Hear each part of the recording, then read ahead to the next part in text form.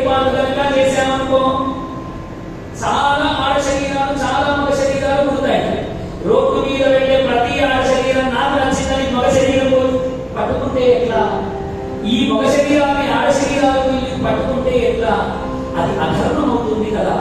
అందుకని వివాహమన్న క్రతువు ఏర్పరిచే ఆ ఆడ శరీరములకు మగ శరీరములకు మధ్యలో వేద ప్రతిపాదితమైనటువంటి వివాహము అన్న క్రతువును ఏర్పాటు చేశాడట. అప్పటి నుండే ఈ లోకంలో వివాహ మంత్రములు, వివాహములకు సంబంధించినటువంటి క్రతువులు అన్ని బయటపడ్డాయి. చూడండి, బ్రహ్మదేవుడు ఆడ మగ శరీరం కలవాలి అంటే వేదం ప్రతిపాదితమైన వివాహ క్రతువును ఏర్పాటు చేశారు. ఇవాళ వివాహ క్రతువులో మనం ఏదైతే బ్రహ్మదేవుడు వేద ప్రతిపాదితంగా వివాహం చేయమని చెప్పాడో అవేమీ లేవు. కేవలం ఆర్భాటములతో మనం వివాహాలను చాలా చూస్తూ ఉన్నాం. పూర్వపు రోజులలో 100 ఏళ్ళైనా తాత ముత్తలు ఇద్దరు కలిసి ఉన్న రోజుల్ని చూశాం. ఇవాళ పెళ్ళైన మరో మ్యారేజ్ డేకే పెటాకులైతున్నటువంటి పిల్లల్ని మనం చూస్తూ ఉన్నాం. మరో మ్యారేజ్ డే అని అనుకుంటున్న నెల రోజులకే విడిపోయే దంపతులను మనం చూస్తూ ఉన్నాం. దానికి కారణం అధర్మమును వీళ్ళు పాటించడం కూడా ఒక కారణమని మనం చెప్పవచ్చు. కాబట్టి ఏదైతే వేదం ప్రతిపాదితం ఉన్నదో దాన్ని తప్పనిసరిగా మనం ఆచరించాలని మనకు పెద్దలు చెప్పారు. ఇప్పుడు బ్రహ్మదేవుడు వాళ్ళిద్దరికి వివాహం చేయాలని అనుకున్నాడు. ఏ శరీరం అయితే తన నుండి స్వయముగా పుట్టినదో, స్వయముగా తన శరీరం నుంచి పుట్టినది కాబట్టి మగ శరీరమునకు స్వయంభువుడు అని పేరు పెట్టాడు. ఆయన పేరు స్వయంభువుడు. ఆడ శరీరానికి శతరూప అని పేరు పెట్టాడు. శతరూప తన నుండి ఒకటి కంటే ఎక్కువ రూపములు పుట్టించగలదు. అందుకని ఆమె పేరు శతరూప అని పెట్టాడు.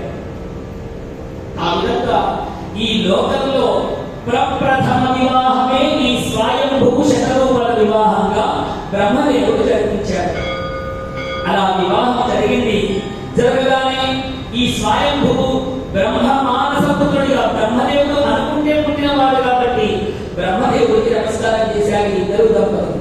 బ్రహ్మదేవుడికి నమస్కారం చేసి, ఓ బ్రహ్మదేవ, మమ్మల్ని ఏం చేయమంటావయ్యా అని అడిగారు.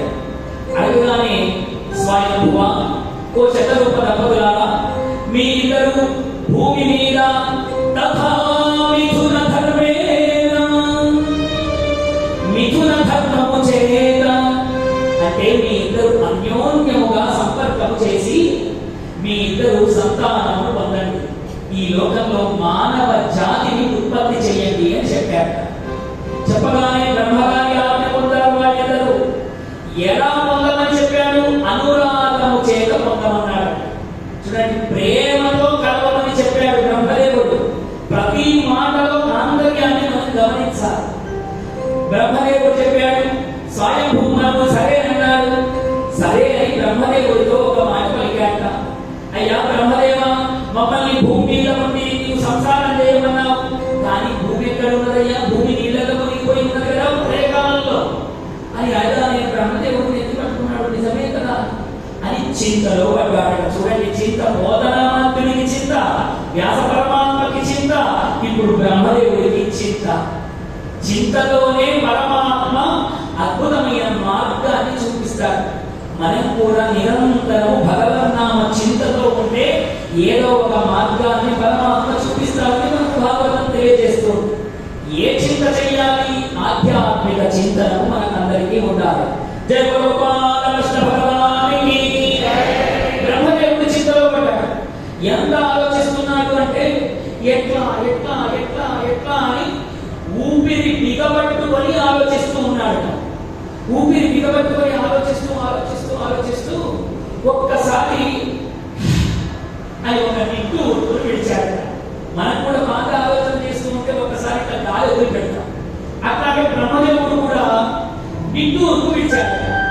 ఎప్పుడైతే నిట్టూరుకు విడిచాడో బ్రహ్మదేవుని ముకురుంద్రముకుండా ఒక వరాహము ఉద్భవించే.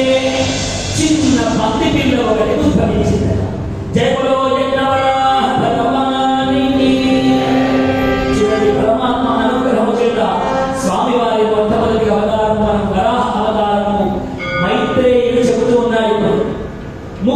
చిన్న పంది పిల్ల ఒకటి బయటకు వచ్చింది.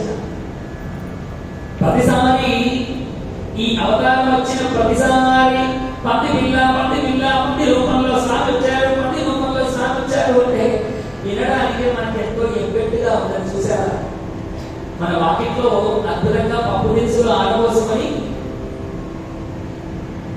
గేటు సగం తెరిచి సగం మూసి ఉంటే ఎక్కడి నుండో ఒక పండు వచ్చి ఆ పప్పు దినుసులు తినబోతూ ఉంటే ఆ వరాహ రూపంలో మా ఇంటికి వచ్చారా స్వామి అని ఉండు అని హారతి పళ్ళకి తీసుకొచ్చి కర్పూర హారతులను ఇచ్చి ఈ పప్పే కాదు ఇంకా లోపల పప్పు తెస్తాను స్వామి అని తెచ్చేవారు పెడతారా అంటే అది గేటు లోపలికి రాకముందే భూమి బద్దలైందా అన్నట్టుగా దాన్ని వెనకాల పడుతూ ఉంటారు.